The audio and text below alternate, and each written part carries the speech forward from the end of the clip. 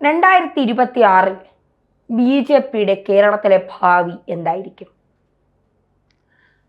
ഒരു $1 million question എന്നൊക്കെ പറയാവുന്ന തരത്തിലുള്ള വ്യാപ്തിയുള്ള ചോദ്യമാണ് ധന്യ ചോദിച്ചിരിക്കുന്നത്.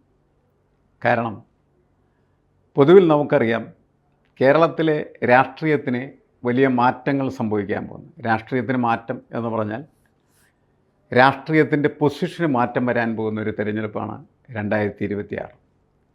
മുൻകാലങ്ങളിലൊക്കെ നമ്മൾ 2 കൊല്ലം മുമ്പിരുന്ന് വരാൻ പോകുന്ന നിയമസഭാ തിരഞ്ഞെടുപ്പിനെക്കുറിച്ച് ചർച്ച ചെയ്യുമ്പോൾ അവിടെ LDF ആണോ UDF ആണോ അധികാരത്തിലേക്ക് വരിക എന്ന ചോദ്യമാണ് ചോദിക്കപ്പെട്ടിരുന്നത്. അത് മാറി പുതിയ തരത്തിലുള്ളൊരു ചോദ്യത്തിൻ്റെ സാധ്യത കേരളത്തിലെ രാഷ്ട്രീയം സൃഷ്ടിച്ചിട്ടുണ്ട് എന്നുള്ളതാണ് കേരള രാഷ്ട്രീയത്തിന് വരുന്ന പ്രധാനപ്പെട്ട മാറ്റം എന്നാണ് എനിക്ക് തോന്നുന്നത്. കാരണം കഴിഞ്ഞ ലോക്സഭാ തിരഞ്ഞെടുപ്പിലും അതിനു മുൻപേ നടന്ന നിയമസഭാ തിരഞ്ഞെടുപ്പിലുമെല്ലാം BJP പല നിയോജക മണ്ഡലങ്ങളിലും ഒരു ത്രികോണ മത്സരത്തിൻ്റെ സാധ്യതയെ സൃഷ്ടിച്ചു എന്നുള്ളതാണ്. ത്രികോണ മത്സര സാധ്യത എന്ന് പറഞ്ഞാൽ 3 രാഷ്ട്രീയ ഐക്യങ്ങൾ അല്ലെങ്കിൽ രാഷ്ട്രീയ മുന്നണികൾ, അതിലേതിനും ജയിക്കാം എന്ന് പറയുന്നതാണ് ഈ ത്രികോണ മത്സര സാധ്യത എന്ന് പറയുന്നത്. അപ്പോൾ അത് സൃഷ്ടിച്ചു എന്ന് പറഞ്ഞാൽ വലിയൊരു ചലഞ്ച് BJP ഏറ്റെടുത്തു കഴിഞ്ഞു എന്നാണ്. പക്ഷേ അവർ വിജയത്തിലേക്ക് വരണം എന്നില്ല. പരാജയപ്പെടാനായിട്ടുള്ള സാധ്യത പലയിടങ്ങളിലും നിർമ്മിച്ചുകൊണ്ട് തന്നെ വെല്ലുവിളിക്കുന്ന ഒരു പാർട്ടിയായിട്ടത് ഉയർന്നു കഴിഞ്ഞിരിക്കുന്നു. അതിനൊരു ചെറിയ മാറ്റം സൃഷ്ടിക്കാൻ കഴിഞ്ഞതാണ് ലോക്സഭാ തിരഞ്ഞെടുപ്പ്. ലോക്സഭാ തിരഞ്ഞെടുപ്പിൽ അത്ഭുതപ്പെടുത്തിക്കൊണ്ട് കേരള രാഷ്ട്രീയത്തെ അമ്പരപ്പിക്കുകയും അത്ഭുതപ്പെടുത്തിക്കൊണ്ടുമാണ് തൃശ്ശൂരിൽ ഒരു സീറ്റ് BJP നേടിയത്.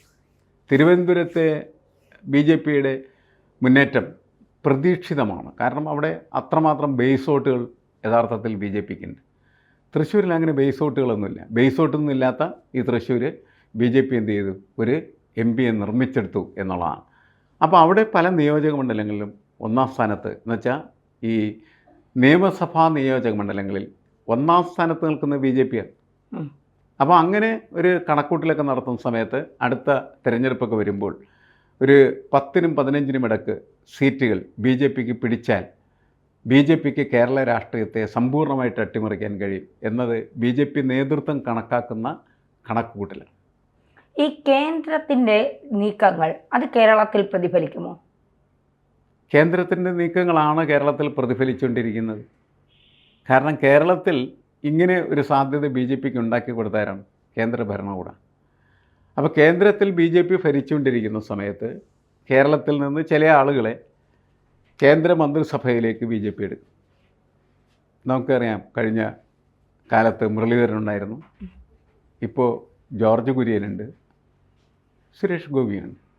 പക്ഷേ ജോർജ് കുര്യനും സുരേഷ് ഗോപിയുമൊക്കെ എന്ത് ഇമ്പാക്റ്റാണ് കേരള രാഷ്ട്രീയത്തിൽ നിർമ്മിച്ചുകൊണ്ടിരിക്കുന്നത് എന്നതും കേന്ദ്രം വാച്ച് ചെയ്തുകൊണ്ടിരിക്കുകയാണ് ചെയ്യുന്നത്. ഇപ്പോൾ BJPയെ സംബന്ധിച്ചിടത്തോളം ആശാവഹമായ ഒരു നീക്കം നടത്താൻ കഴിഞ്ഞിട്ടുള്ളത് ക്രൈസ്തവ വിഭാഗത്തിലേക്കാണ്. അതിന് സഹായകര ഒട്ടേറെ കാരണങ്ങൾ അവർക്ക് ഉണ്ട്. ഒന്ന്, ക്രൈസ്തവർക്ക് UDFനകത്ത് ഒരു രാഷ്ട്രീയ നേതൃത്വത്തിൻ്റെ അഭാവം.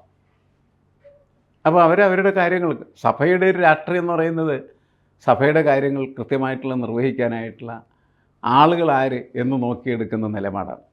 നേരത്തെ കോൺഗ്രസ് അത് ചെയ്യുമായിരുന്നു. ഒരു കോൺഗ്രസിൻ്റെ കൂടെ നിൽക്കുമായിരുന്നു. കോൺഗ്രസ്സിന് കേന്ദ്രത്തിൽ ഭരണമില്ലാതെ കേരളത്തിലും ഭരണമില്ല, പിന്നെ എന്തിനാണ് അവരുടെ കൂടെ നിൽക്കുന്നത് എന്ന ചിന്ത അവർക്കുണ്ടാകുകയും കേന്ദ്രത്തിൽ ഭരണമുള്ളതായിട്ട് BJPയുമായിട്ട് ഇടക്കിടക്ക് ഒരു സമ്പർക്കത്തിൽ ഏർപ്പെടുകയും അവരുടെ പല കാര്യങ്ങളും അവർ നേടിയെടുക്കുകയൊക്കെ ചെയ്യും. ഇനി തുടർന്ന് വരുന്ന കാലത്ത് അവരാഗ്രഹിക്കുന്നത് കേന്ദ്രത്തിലെ ഭരണത്തിൻ്റെ സഹായം മാത്രം പോരാ, കേരളത്തിലും അത്തരത്തിൽ തങ്ങളെ സഹായിക്കുന്ന ഒരു മന്ത്രിസഭ വന്നാൽ അതാണ് തങ്ങൾക്ക് നല്ലത് എന്നവർ കരുതുന്നുണ്ട്. ആ കരുതലിനെ നന്നായിട്ട് വളം വെച്ച് വലുതാക്കാനായിട്ട് BJPയുടെ കേരളത്തിലെ പ്രവർത്തനങ്ങൾക്ക് കഴിയുന്നുണ്ട്.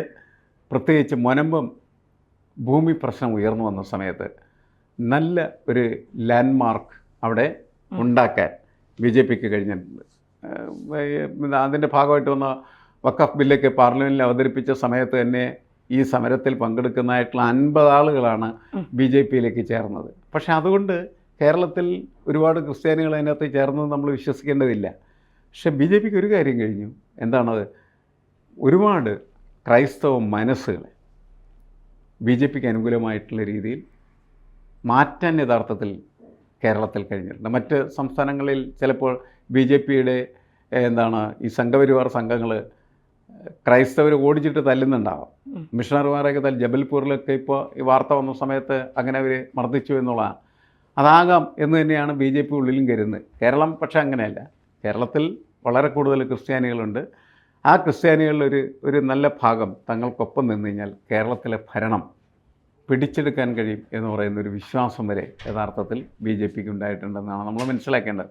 അപ്പോൾ അങ്ങനെ വരുന്ന സമയത്ത് കേരളത്തിലെ ഒരു നല്ല പുഷിങ് ഫോഴ്സായിട്ട് ബി ജെ പിക്ക് മാറാൻ കഴിയും എന്ന ഒരു സാധ്യത, അതിൻ്റെ ഒരു ട്രെൻഡിങ് യഥാർത്ഥത്തിൽ 2026 തിരഞ്ഞെടുപ്പിൽ ഉണ്ടാകാൻ സാധ്യതയുണ്ട്.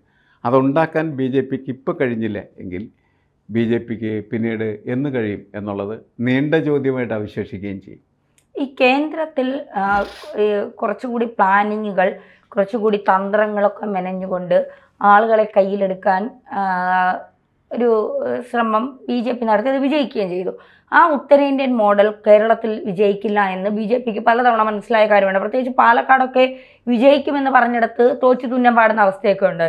ബി ജെ പി ഇനി ഉത്തരേന്ത്യൻ മോഡൽ കേരളത്തിൽ പ്രയോഗിക്കാതെ കേരളത്തിലുള്ള ഒരു മോഡൽ കണ്ടുപിടിച്ചുകൊണ്ട് മുന്നോട്ട് പോകുന്നതല്ലേ ബി ജെ പിക്ക് ലക്ഷ്യത്തിലേക്ക് കുതിക്കാൻ പറ്റുന്ന ഒരു തന്ത്രം എന്ന് പറയുന്നത്?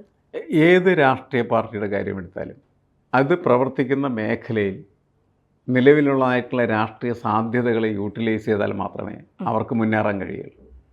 ഉത്തരേന്ത്യൻ മാതൃക, ആ വാർപ്പ് മാതൃക കേരളത്തിൽ പ്രയോഗിക്കാൻ പറ്റില്ല എന്ന് യഥാർത്ഥത്തിൽ അവർ തിരിച്ചറിഞ്ഞു കഴിഞ്ഞിരിക്കുകയാണ് ചെയ്യുന്നത്. അതിൻ്റെ അടിസ്ഥാനത്തിലുള്ള സമീപനങ്ങളായിരിക്കും ഒരുപക്ഷെ വരാൻ പോകുന്ന കാലത്ത് ബി ജെ പി കേരളത്തിലെടുക്കുക എന്നാണ് എനിക്ക് തോന്നുന്നത്.